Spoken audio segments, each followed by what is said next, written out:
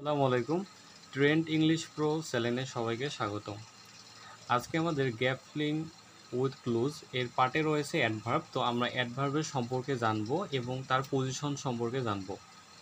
তো একইভাবে বলতে চাই, পজিশনটা আমরা কেন জানবো? এখানে অনেক সময় ভার্বের আগে আমাদের যদি গ্যাপ থাকে, সেক্ষেত্রে আমরা অ্যাডভার্ব বসাতে পারি।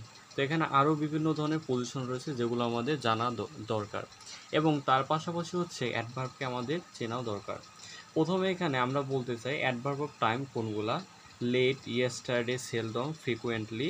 Adverb of place: here, there, below.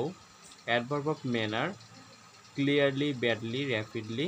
Adverb of degree: fully, quite, almost. Interrogative adverb: when, which. এগুলো ছাড়াও অনেক ধরনের অ্যাডভার্ব রয়েছে, তার মধ্যে এগুলো একটু গুরুত্বপূর্ণ। তো আমরা এখন পজিশন অফ অ্যাডভার্ব জানবো। প্রথমত বাক্যের শুরুতে বা শেষে অ্যাডভার্ব বসে। এটি যখন একটা পুরা সেন্টেন্সকে যখন মডিফাই করে তখনই শুধু বাক্যের শুরুতে বা শেষে বসতে পারে। দ্বিতীয়ত হচ্ছে অ্যাডজেক্টিভের আগে ও বসতে পারে।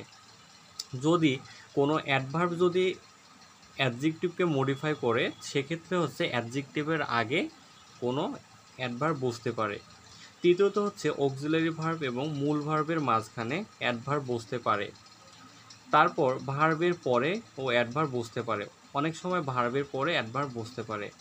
5 হচ্ছে ভার্ব এবং সাবজেক্ট, অথবা সাবজেক্ট এবং ভার্বের মাঝে অ্যাডভার্ব অনেক সময় বসে। তো বন্ধুরা, আজকে হচ্ছে আমাদের এই অ্যাডভার্বের ট্রিক্স অ্যান্ড টেকনিক্স।